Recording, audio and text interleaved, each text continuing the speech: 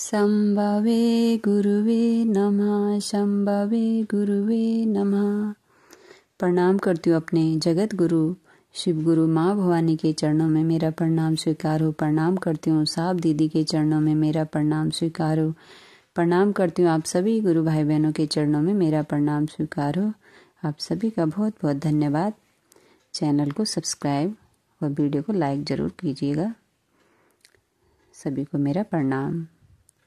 आगे सुनते हैं पुस्तक अन्न मिलाकर पेज नंबर 92 से।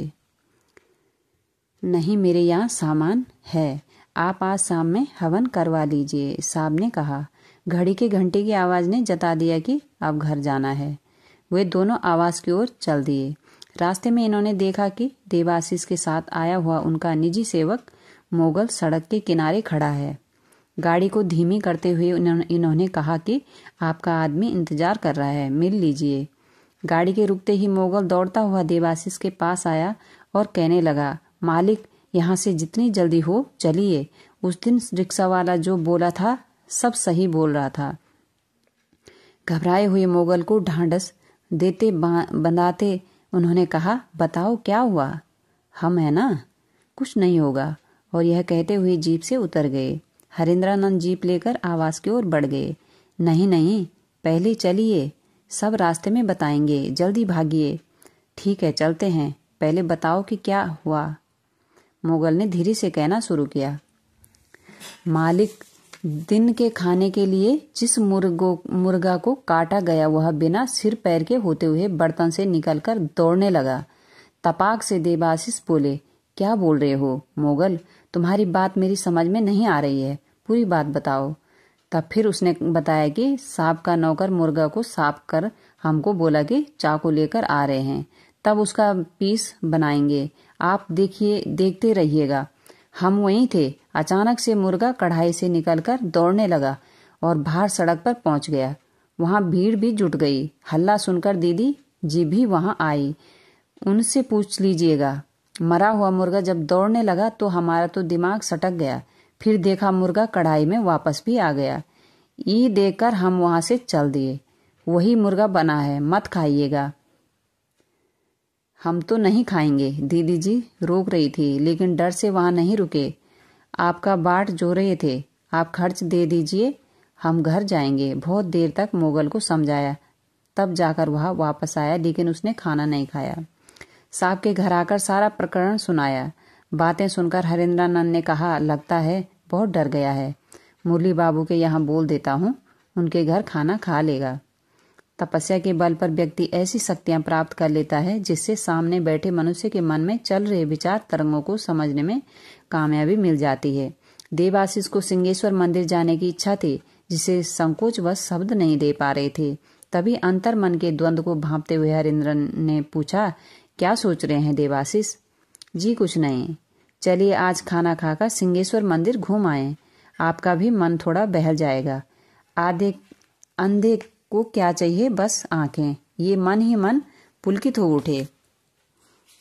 मन ही मन पुलकित हो उठे। सभी तैयार होकर चल पड़े। शाम का वक्त था, मंदिर में ज्यादा भीड़ नहीं थी।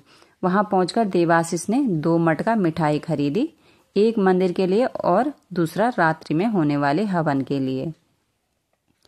प्रसाद चढ़ाने के बाद ये मंदिर परिसर के बाहर आ गए। वहां नीलम दीदी और साहब को न पाकर इधर उधर देखने लगे। प्रवेश द्वार के पास नजर पड़ी तो देखते हैं नीलम आनंद पास में खड़ी हैं तथा कुछ और लोग भी चारों ओर खड़े हैं। तेजी से उधर बढ़े। नजदीक पहुंचकर ज्ञात हुआ कि सभी एक दूसरे को पहले से जानते हैं। सबों के बीच प्रसाद का वितरण किया गया। घर भी समय पर पहुंचना था। हवन का समय जो हो चला था। देवाशीष, आप शिव को गुरु मान लीजिए। साहब के मुंह से एक अलौकिक वाक्य निकला, जिससे इनके जीवन की दिशा ही बदल गई। गृहस्थों को तो साधु संतों के आशीर्वाद की आकांक्षा होती है, उनके विचारों की नहीं। वैसे तो देवाशीष अपनी उस अभिलाषा के साथ इनके पास आए थे कि उनके ऐहिक कष्टों का निवारण हो सके। मन की भूमि पर विचारों की नई पौध को अनायासी साहब ने आरोपित कर दिया। मन को एक अद्भुत जिज्ञासा आंदोलित कर गई। भला शिव कैसे गुरु हो सकते हैं, जिसको मैं प्रत्यक्ष देख नहीं सकता, जो दृश्यमान है ही नहीं, वह भला मुझे शिक्षा दीक्षा कैसे दे सकता है? बड़ी अजीब बात है। जिसकी उपासना आज तक ईश्वर के रूप में की गई है, उसे गुरु कैसे मानो? शिव गुरु है यह भी मैं नहीं जानता। इसी विचार संघर्ष से देवाशीष के मन में प्रश्न उठा। उन्होंने पूछा, शिव गुरु कैसे हो सकते हैं? मैंने तो सुना है गुरु को शरीर में होना आवश्यक है, तभी तो वे हमें अपने गुरु मंत्र द्वारा गुरुमुख करेंगे। साहब ने कहा, वही महादेव जो मेरे गुरु हैं आपके भी हो सकते हैं। शिव मंदिरों में आप लौकिक कामनाओं की पूर्ति के लिए जाते हैं और कामनाएं भी पूरी होती है, तो वही शिव ज्ञान क्यों नहीं दे सकते? केवल ज्ञान पाने की लालसा आवश्यक है, शिष्य भाव की जरूरत है। मंदिरों में भगवान शिव शरीर में तो नहीं है। शिव एक भाव सत्ता है, उन्हें बस अपना गुरु मानने की जरूरत है। देवाशीष ने पूछा कि कैसे बनेंगे और करना क्या होगा? अरे इसमें कुछ करना थोड़ी है, साहब ने कहा। शिव आपके गुरु वैसे ही होंगे। नमः शिवाय का जप कीजिए। सायक ने आकर सूचना दी कि हवन कुंड और उसकी सामग्रियां तैयार हो गई है। लोग हवन कुंड की ओर बढ़े। बगल के आहते में हवन कुंड बनाया गया था। धूप, काला तिल, बेलपत्र, मधु, घृत, रक्त, चंदन, मखाना आदि विभिन्न वस्तुओं को मिलाकर साकल तैयार किया गया था। समवेत स्वर से स्तोत्र का पाठ कर गुरु का आह्वान किया गया। हवन आरंभ हो गया। सारे लोग संध्याकालीन हवन में मंत्रों की मूक आहुति देने लगे।